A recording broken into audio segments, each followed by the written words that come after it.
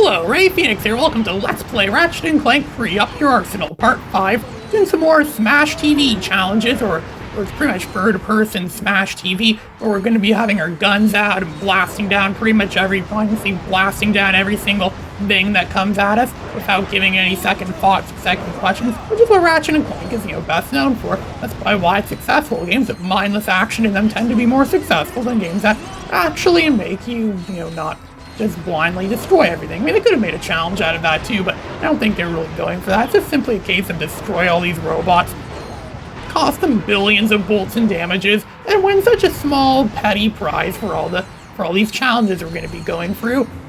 I'm mostly using the N60 Storm because this weapon could actually be quite powerful. It's one of the greatest weapons in the game. If it were more upgraded, the only way I could possibly upgrade it is to actually use the weapon on enemies. That's what I'm going to be doing here. Going to be using it to kill as much enemies so I can get more upgrades for this gun or this great N60 Storm. As soon as they ascend like those ones with the mace is on, then they sound like those enemies that are swords. You can actually manipulate them so you can actually get the enemies to hit other enemies, and you can actually destroy them, like do friendly fire. These games fully have friendly fire. And I'm going to Inferno mode again, where we're going to be magically morphed into a Lombax with two Omni Wrenches. I used to think Lombax was a real creature that actually existed in real life, but they're actually not. They're actually just made up for this game, and yet a lot of people thought the opposite about Crash Bandicoot. A lot of people thought Crash Bandicoot or Bandicoots were made-up creatures. They're actually not. They're real creatures, and they actually exist in Australia, where they have all kinds of bizarre creatures you're not going to find anywhere else. I think I'm out of bullets now, so I'm just going to go and... What weapon could I use next? And I was going to use a shock blaster. Why not? When in doubt, just use a shock blaster for anything. Unless it's out of bullets, then you have to use something else. And oh look, the challenge is already completed. 10 waves have gone by and I barely blinked. And we're being celebrated as heroes. Heroes just for just mindlessly destroying stuff. That's kind of what the Jedi do in the Star Wars prequels, as they flail their swords around and destroy droids. And oh look, it's Courtney Gears, that famous pop singer Courtney Gears, and she gave us our prize. It's the Tyrannizer, so we could warp into it, or we could morph ourselves into a Tyrannoid so we could get past the Tyrannoid's defenses. At least it's something that actually makes us use our brains, and is not just mindless action, where we actually have to, do puzzle solving so we can penetrate Dr. Nefarious's lair. We just found out that Captain Quark has regained his memory, and he says, after the incident with the whole Protopet thing in the Bogon Galaxy, after him being forced to get a job at Megacorp, he had to do the crotchetizer test. He ended up, he's kind of explicit describing what he did in between. It wasn't really anything useful. But now Dr. Nefarious is back. Now we have to go and crush Dr. Nefarious, and now he's trying to assemble a new team, a Q-Force. He's calling us the Q-Force. Like his Q team, his team of stuff. 2 + 2 is 4, trying to teach him the basic stuff. And somehow he thought he was a monkey at some point, or something happened and someone thought he was a monkey, so he ended up living in the jungle or something like that. But now he's back to being a hero or something like that. Yeah, that's kind of his story. He always likes to make his story sound better than it really is. Captain Quark is really just a big wuss, isn't going to do anything useful for this galaxy. That's why I'd make an awesome president, because since when did presidents of the galaxy ever do anything useful? It's going to tell us to go back to the Phoenix and get some mission briefing done, and then we can find out what our next main mission objective is. So that's what I'll be doing. Just use the long jumps, again, these speedrun Super Mario 64 style long jumps, so I can get back to our Starfighter pretty quickly. I don't even think there are any Starfighter battles in this game, like there were in Going Commando. It was pretty cool how they made out like Star Fox style action Going Commando, but this game doesn't have that as much. That's a big complaint. It wasn't one of the best parts of the game, and this game has tons of other stuff in it that more than makes up for that. I still consider this to be my favorite game in the Ratchet and Clank franchise. I think we're back at the...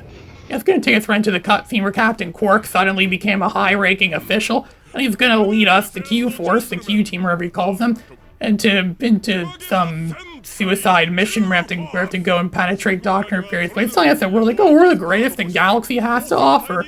Yeah, got a monkey from Ape Escape to join his team, and all of a sudden he's the greatest hero in the galaxy.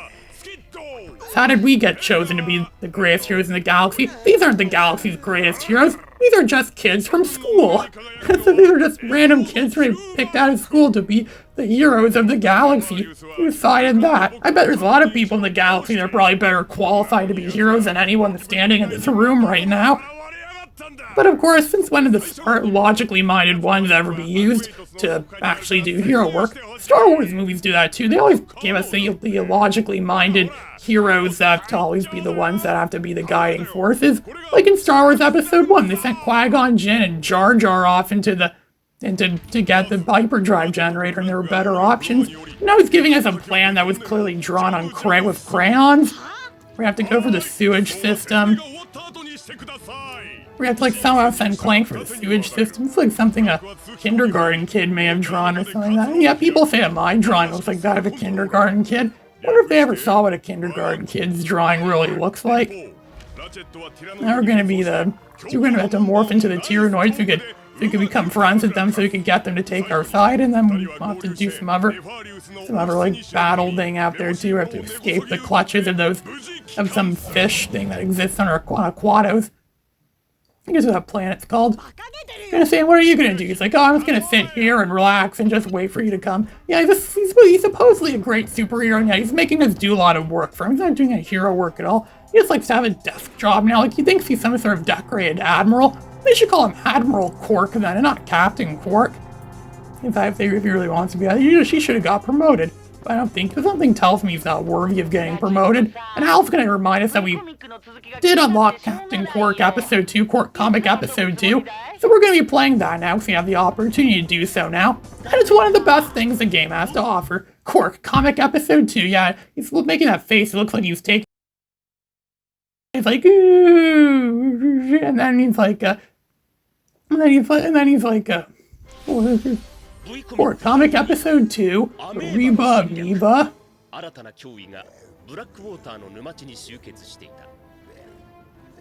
Minically, that's one of the few words in Japanese I know.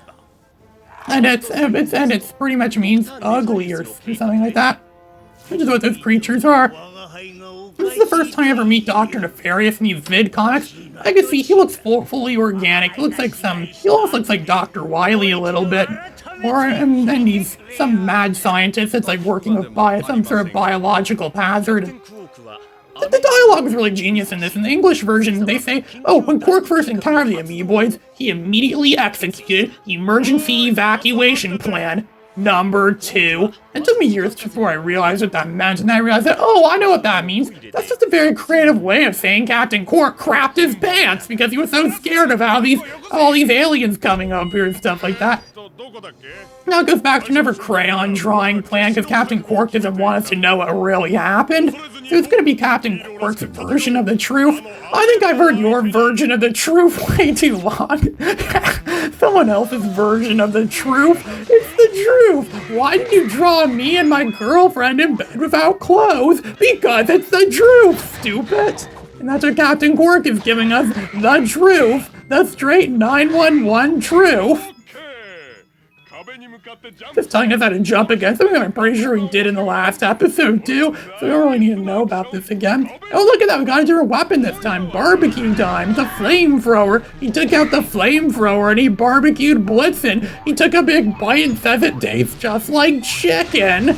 Yeah, I wonder what a burned amoeboid tastes like. Actually, you wouldn't know, because when amoeboids get exposed to fire, they just instantly disintegrate to a point where they're just like, absolutely nothing. They're vaporized, essentially. They just melt until they're absolutely nothing. Not even a pile of ashes or remains or left. I imagine that their weakness is probably fire or heat or something like that. That's why later in this game, when we get the lava cannon or lava gun, or whatever it's called, from Ratchet and Clank going commando, it actually works well against these things because it's, a bunch of fire. It's a bunch of heat, essentially. And as we know, these things seem to be weak against fire or heat. Heat sensitive. Yeah, I should have set the world on fire, and maybe that would kill them off easy. Yeah, it's a perfect way to destroy something. This amoeboid invasion. I really think Captain Quark could actually save Blackwater City from all these amoeboids. I think we went to Blackwater City once before in the original Ratchet and Clank. I don't know, I haven't played the original Ratchet and Clank in a while, so I'm going to be rediscovering that one myself pretty soon. There's amoeboids there. It's like some large-scale invasion. What are would do a better job at fighting off an alien invasion. Captain Quark or Bubsy Bobcat, I don't know. Bubsy Bobcat was always a joke. Captain Quark's a joke too, but at least Captain Quark is, at least his gameplay isn't all broken and actually, actually his gameplay is actually coherent and not actually broken and filled with BS logic. And whoa, look at that. This got burned there. This got burned by that, what do you call that thing, whoa, it got burned again. If I was gonna die there for a sec, good thing I had an invincibility buffer. Otherwise, I'd be dead right now. Our invincibility buffer is still a common thing in games. I was going to be a common thing in games. Then again, I don't really play much modern video games anymore, so I don't really know much about that. I pretty much exclusively only play retro games or games that came out like decades ago. That might be changing soon, I don't know, but maybe doing some more jumping here, more freaky acrobatic jumping, so you collect more of these tokens and fight off more of those guys. I don't know who they are or who they're employed by. Like Dr. Nefarious. Maybe they're robots. Maybe it's like the precursor to the fact that Dr. Nefarious really wants to take over the galaxy with robots. Before we thought of robots, well, Amiiboids kind of are robots in a way because it's just a way to control them pretty much. I mean, robot really refers to something that's being controlled. Like a living thing could be a robot, technically speaking, if they're just mindlessly controlled by something else. And I'm pretty sure these things are mindlessly controlled by Dr. Nefarious, so I guess they would be. I could imagine some of those weird, freaky light things look like something out of Blade Runner or Coruscant in Star Wars Episode 2. And then I could imagine seeing Katakana writing on it or Korean writing on it or something like that. It just seems like it would perfectly fit that scene. And ooh, look at that, I already have 95 out of 100 tokens. I'm gonna fry this guy and fry more Amiiboids or burned Amiiboid. There's nothing at the bottom. We just have to just jump for these platforms and I think we have, we're one thing away. Oh, there we go. We got another titanium bolt pack. So we got all the tokens, and that's the end of this episode. Doesn't make us fight a boss. That's actually kind of a lost opportunity. They could have put like the mother Amiiboid in there. We had to fight against it. It's a cool boss, but they didn't seem to do that. I don't know if they intended to do that or not, but maybe that's just time constraints or something like that. I don't know. We got 10,000 bolts for that one. That's quite a few thousand bolts more than what we got in the last episode. So apparently Captain Quark just killed off all the Amiiboids and somehow their bodies are still there, they all got fried. And Dr. Nefarious is saying he's going to escape and you're never going to have to go against me. I'll have my vengeance, even if it takes 1,000 years. That bald-headed freak is going to escape into space. And Captain Quark is going to, stow away where he's going to be riding off into space too. And then I guess he must be a silicon-based life form or something like that, because he can survive the vacuum of space without getting killed. Sure, he has to hold his breath. That's still pretty impressive if he can survive the vacuum of space just by grabbing onto a ship and hanging out there for a long time. Wonder what other species in the Ratchet and Clank universe are also silicon-based. That thing from Empire Strikes Back is silicon-based, that worm thing that lived in that asteroid. I kind of see stuff like that too in the Ratchet and Clank games. I'm pretty sure the Star Wars movies were kind of an inspiration for Ratchet and Clank. Gonna be off to Aquatos now, that planet where we're supposed to somehow penetrate Dr. Nefarious' lair on our way there. And look, we're getting a message from someone. Look, it's Steven Spielberg. He's giving us a message about the new Secret Agent Clank episode that he wants us to film. And he's saying that, oh, you're Clank, we need you at the studios now, the movie studio or the TV studio, wherever it is now.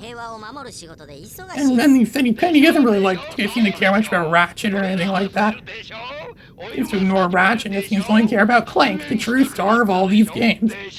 And Ratchet's gonna pretend the signal's breaking up. You're breaking up.